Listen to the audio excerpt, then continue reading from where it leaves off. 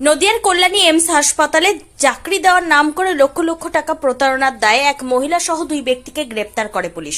Police সূত্রে জানা গিয়েছে, ধৃতদের নাম সুব্রত ব্যানার্জি, রিপ বল্লভকর ও মৌসুমী Debnath.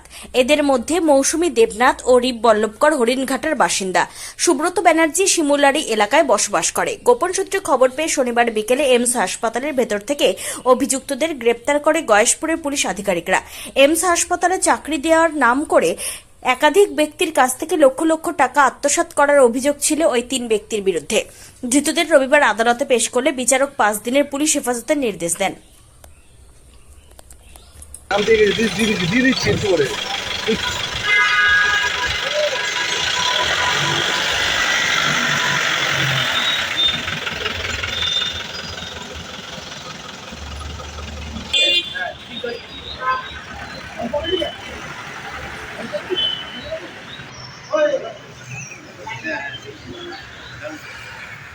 Hey, look at this.